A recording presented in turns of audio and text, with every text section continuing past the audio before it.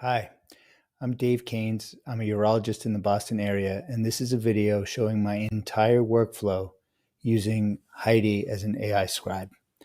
So many people have asked me to record a video showing this, and for those of you who know me, anytime I'm asked a question many times, I record a video about it. I'm not getting paid to make this video. I'm just sharing it because it was life-changing for me. It saves me about 2 hours a day.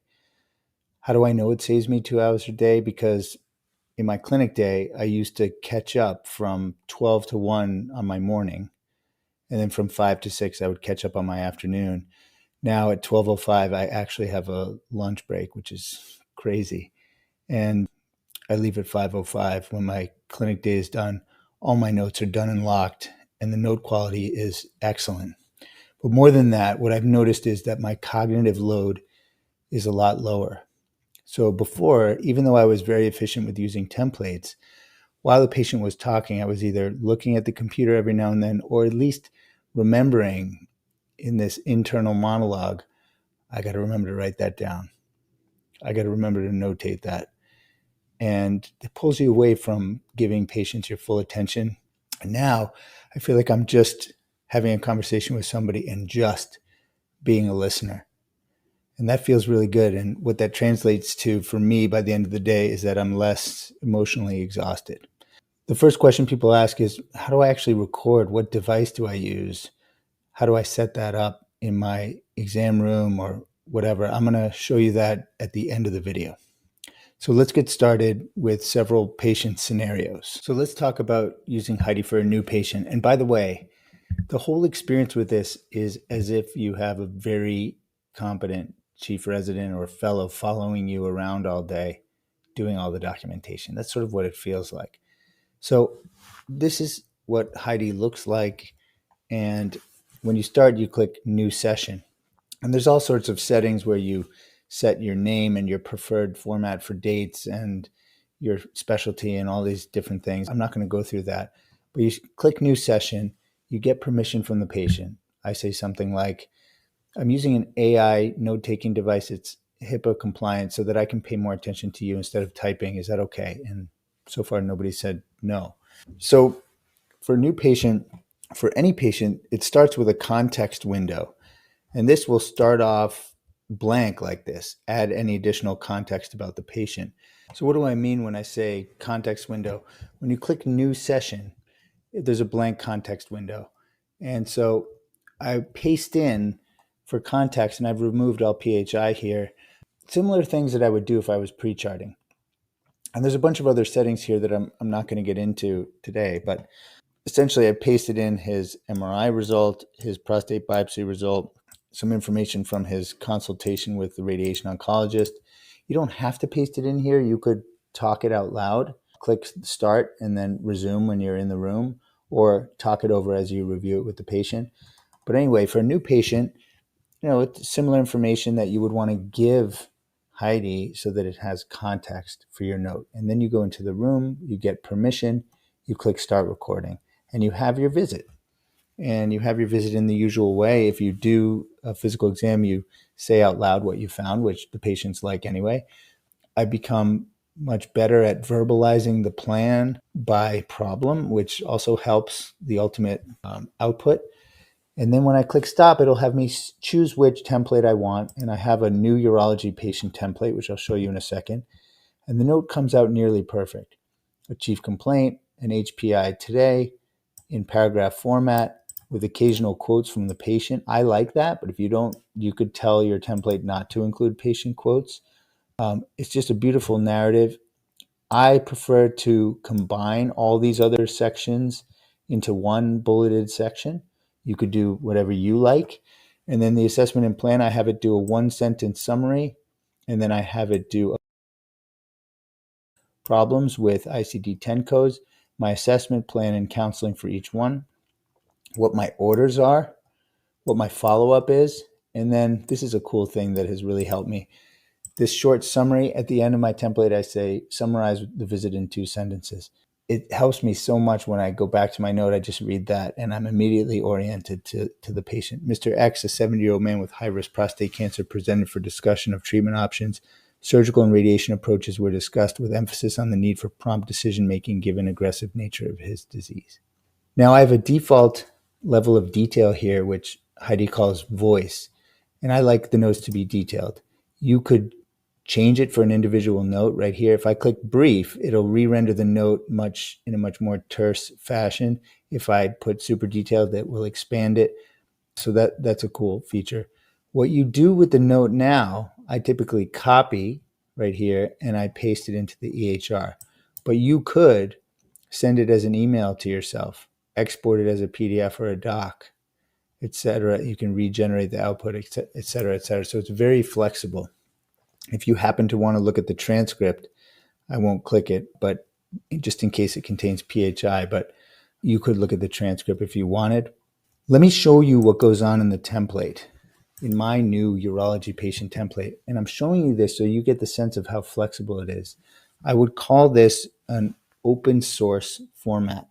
What do I mean by that? It can be in any form you like. So this is just what I like, but I'm telling it what the section headers are. And by the way, those stars mean it comes out bolded. I want a numbered list of issues that are here for a chief complaint. I want the date in US format. I want paragraph form. Whatever I put in parentheses is instructions to the Heidi large language model. And then brackets are placeholders and quotation marks are to be used verbatim. So just to give you an idea, I say, if imaging's done, always include the date of the scan, the location, and the phrase, I personally reviewed and independently interpreted the scan and agree with the findings, because I always do that. The beauty of this in comparison to an old template is that if certain things didn't happen, you have to delete them in your template. Here, you can say, if mentioned, otherwise omit, and it will omit entire sections. Like if I don't do a physical exam, it'll just delete that section. And I like having a notation of what occupation and hobbies my patients have. So I specifically put that in there. My assessment and plan is a numbered list of conditions with an assessment plan and counseling for each one. And you can see I say only if mentioned, otherwise leave blank. My orders follow up the short summary where I'm saying summarize today's visit in no more than 2 sentences. But you could have whatever sections you want. And then this last disclaimer that I put in there cuts down on hallucinations. You do have to proofread all your notes. But it says never come up with your own patient details, assessment plan, interventions, evaluation, and plan for continuing care. Use only the transcript, contextual notes, or clinical note as a reference for the information included in your note. And that really helps. So that's a new patient visit. Now I'm going to show you a follow-up visit. So one of the things I hear often about ambient scribes is, yeah, it seems logical for a new patient, but not for a follow-up. And I couldn't disagree more. In the context window here, I'm pasting my old note from before I had an ambient scribe. And the way I used to structure my HPI is I'd have my original HPI, and then I'd add these little sections with what happened in each of the clinical encounters. And eventually for follow-ups, this would have so many entries, it would have all the information, but it would be very difficult to use or interpret. So this is a patient with stones who presented with sepsis, and I stented her urgently, and then I did ureteroscopy, then a stent removal, and she's coming back for imaging follow-up. So I would paste this context in, essentially my old note, and then results from the KB. I could paste it here or I could speak it again. Then I go in, I get permission. I was in there for 5 minutes and 27 seconds. And I generate a note, which is a follow-up urology note. I'll show you my template in a second. And I've removed, obviously, all PHI. Chief complaint, follow-up after stent placement and stone removal, past urologic history. The template says, summarize the past history in no more than 5 to 6 sentences. So every follow-up note is going to stay the same size. This summary is just going to keep changing slightly to include whatever happens. And it's amazing how good this is at summarizing. When you get a limit, you give it a limit of how long it should be. HPI today, returns for follow-up after stone removal, no current symptoms. Ultrasound showed this. KB was not performed, etc., etc. No physical exam. Stones, incontinence, gallstones. And I typically would sort of edit this out. That would be the only edit that I would make on this note. KB in 1 year, return in 1 year with a plain x-ray. So short summary, 67-year-old with recent left UPJ stone removal, now stone-free on imaging, extensive counseling provided on preventative strategies with emphasis on increased fluid take and dietary modifications. So next time I see this patient, I would take this entire note, copy it into the context window as my previous note, and then add in whatever happened since then, use a follow-up urology note template again, and it just keeps on updating itself into this dynamic note that will not get bloated over time. So let me show you what the template is. Similar thing here, chief complaint, but past urologic history. Summarize past visit timeline in no more than 5 to 6 sentences, paragraph format, include blah, blah, blah, blah, blah, relevant data that a urologist would want to refer back to in order to quickly reorient to this patient. Now, I like to refer to patients as men and women instead of male or female because I think it's more humanizing. And so I have that kind of personal, quirky instruction inside of my template. You obviously could do whatever you want. And all these things that I want to include, look how advanced it can get. PSA density. If recent PSA is available and prostate gland size is known, calculate PSA density by dividing blah, blah, blah, and report the result. Otherwise, it will actually perform calculations inside of the outputted note. The rest of it is very similar to the new patient template. So I want to show you how specific you can get with disease-specific follow-up notes next. So here's a patient returning after prostatectomy, and I have a specific prostatectomy follow-up. I have a bladder cancer follow-up. I have elevated PSA follow-up and a whole bunch of other ones. And I've pasted in my old note. Now this is how my old notes used to be. I would have summaries of every encounter, but when you follow people for a number of years, it gets so comprehensive as to be not useful anymore. But anyway, I pasted all that in. There's another thing that I do where, and this is optional, but it's sort of an advanced move. I put what's called XML tags in there. They're bookends that tell the AI which part is the old note and which is from today. So this is the syntax, like that for the beginning, and then with a slash for the end, and then today / today. So I've redacted this, and this is an advanced move that I don't know how much it's really necessary, but I go in and see the patient, and then this is a prostatectomy follow-up template. Chief complaint, prostate cancer history, summarized briefly. Recovery milestones, what happens with continence, stream, and erectile function. And then today, it calculates how many years it's been since the operation. And then it assesses prostate cancer, incontinence, and ED, no matter what, even if those are resolved. Orders follow-up and a short summary. So you can get super creative about how you want specific disease states notes to be in a very dynamic way with internal calculations and bulleted lists of results by date, procedures by date, whatever you like. Now, I want to tell you how Heidi can be used to do operative notes and procedure notes. Now, for the surgical subspecialists out there, and this is primarily directed at urologists, but really any surgical subspecialist, you might say, well, I don't really need that. I have templates for all the procedures that I do. But you have to go through the template in a specific order. Some of you might not remember what it was like when we had telephone transcriptionists and we could skip around because we knew we were talking to a person on the other end of the line. We could say, in the middle of the dictation, you could say, I forgot to mention blood loss is 500. Okay, back to the dictation. You can do something like that with Heidi templates for op notes. And this is, again, about decreasing cognitive load. It doesn't matter what order you tell the information. It's like you're telling your chief resident what happened in the case, and then they go and do a perfect op note. So I'm going to demonstrate a prostate biopsy, a transperineal MRI fusion prostate biopsy under sedation note. All right, let's come in. We'll say this is Mr. Smith, and then I'm just going to start transcribing. This is an MRI fusion transperineal prostate biopsy on Mr. Smith. Medical record number 1234567. The date of the procedure is today. IV fluids is 600. There was no assistant. We took the usual 14 cores, and then we took 4 from the PIRADS 4 target at the left posterior base. In the body of the note, in that part of the section on ultrasound, please note that there was a sonographic correlate for the PIRADS 4 lesion. What else? Indications. This is a 68-year-old man with a PSA of 7.2 and an MRI showing a PIRADS 4 lesion. He wished to undergo transperineal MRI fusion biopsy under sedation. And also, please note that we didn't remeasure the prostate size because we had an accurate measurement of 40 cubic centimeters from the MRI and dictation.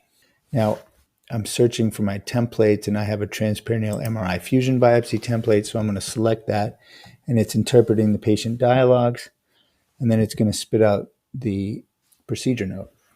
And if I happen to be away from my computer, I could do this with my phone on my way up to the office. So date of surgery. Now, I've instructed it, if I've missed anything, it'll say what's missing in here. So it did pre-op diagnosis, post-op diagnosis, it named the procedure, it put the fluids in the right place. I said 4 specimens extra. It knows my typical one is 14, so it added 14 plus 4 and said 18, decreasing my cognitive load, although I will admit 14 plus 4 is not difficult to do. It put in indications, and then the procedure detail, let's see if it added an additional 4 cores were taken from the PIRADS 4 target. The prostate gland was not resized because of accurate measurement. And so it's a pretty perfect note, I would say. So let me show you what's going on inside of this biopsy template.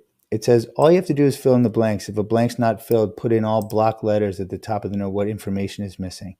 Date of surgery. So I've given it the structure of an op note, which is familiar to everybody here. Patient's medical record number without spaces or dashes. You can see my instructions again are in parentheses. Preoperative diagnosis. Insert pre-op, usually prostate cancer or elevated PSA, but it knows to change that based on what you said. Indicate whether MRI fusion or not. Omit if not mentioned. You can have things that are omitted if not mentioned. Insert the number of cores to pathology, etc. If MRI fusion, state this in quotation marks. If not, omit this statement. So you can put if-then language in there. It becomes pretty powerful. So that's how operative notes work. I've got them for all the major procedures that I do. It saves me time. It saves me cognitive load. I can do it while I'm walking from one place to another, and it's awesome. One of the coolest things I haven't shown you yet is this Heidi bar over here where you can ask Heidi to do anything. So in the context of a new or a follow-up visit, you can say, write a patient-friendly after-visit summary. Or you can say, write a note to the referring doctor.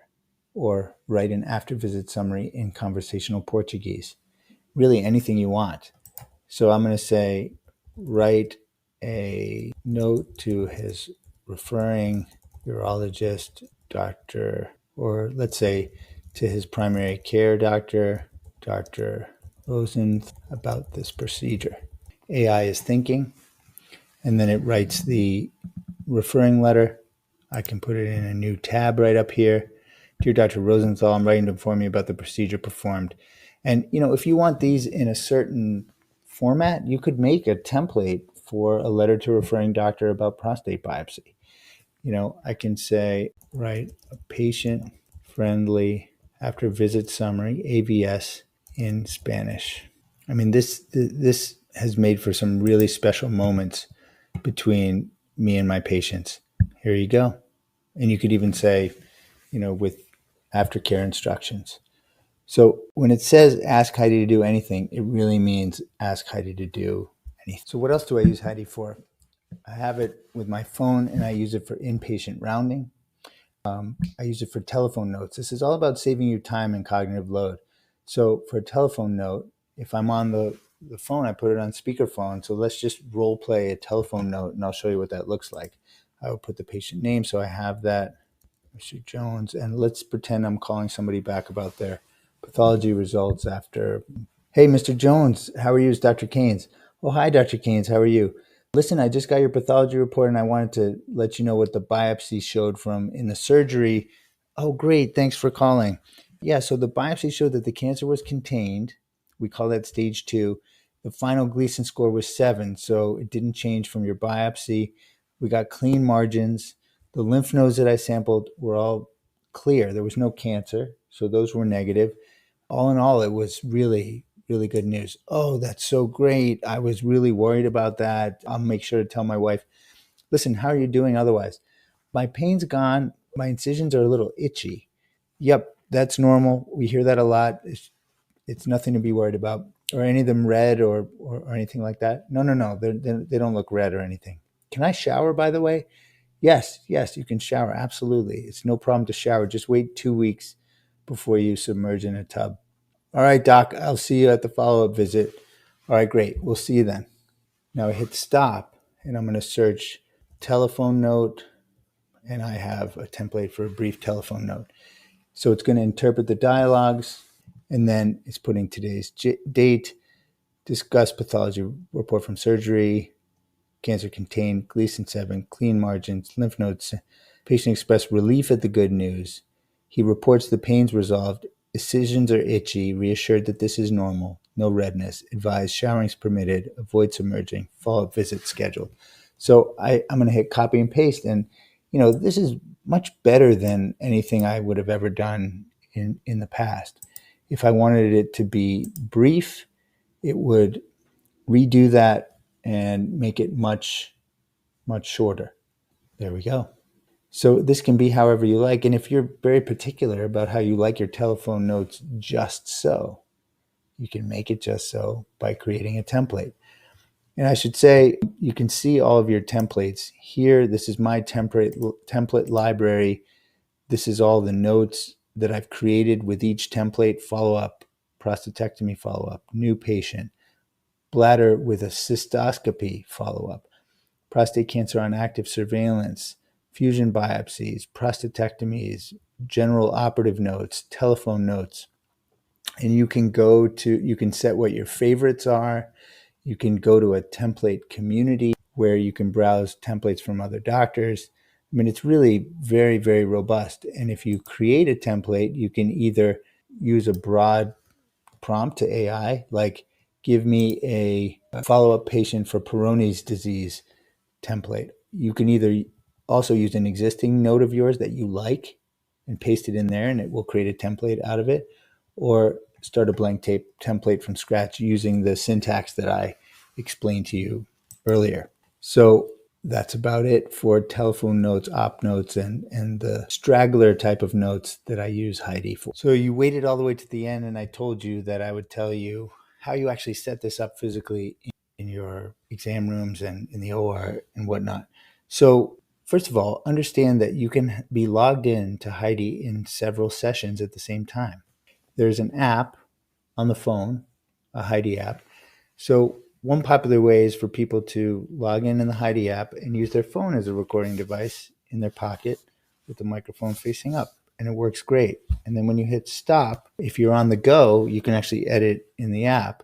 But more commonly, you would then go to your workstation where you're actually working.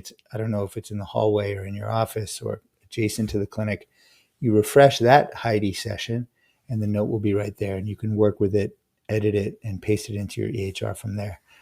So the phone is the first option. The second option, and it depends on your setup, but many doctors in their exam rooms have a computer on the wall, something like this. You can plug a microphone into the USB there, and actually the Dragon handheld dictation mic works great as an ambient room mic. And so you can have a Heidi session open in that room. I usually log into each of my exam rooms, and you can use that as your microphone on the computer right there in the room. When you hit stop recording, either the patient leaves the room and you keep finishing up that visit on that computer, or again, you stop, go to a different computer where you like to do your work, refresh the page there, and your note will be right there ready to work with. And another option is, of course, you can carry a laptop with you and just bring it room to room. And on that laptop, you've got a session of Heidi open and you've got your EHR on the same laptop. So that's another option. Again, there's no one size fits all, but between the phone, a computer on the wall, a laptop carried with you, I'm sure you could find something that would work in your workflow. Another option would be to have a Bluetooth microphone that is being transmitted to a computer anywhere you'd like it to be within range. And that would be a final way to do it. That's the hardware setup. So I hope that gives you a sense of my entire workflow with Heidi. I know it's a lot to take in at once. It seems like a lot, but it really is easy to get started. The key things to remember are, number one, the custom templates let you have your notes quite literally exactly how you want them. You can use them for new patients, follow-up visits, procedure notes, operative notes, telephone notes, inpatient rounds. And then, that Heidi window where you can ask anything lets you do whatever downstream things from the note that you want, writing letters, writing after visit summaries, composing an email to your administrative assistant about a visit, whatever fits into your workflow. And the hardware options, as I mentioned, are pretty straightforward. There's plenty more to talk about. And if you have questions, of course, contact me. I'd be happy to answer. I hope this helps.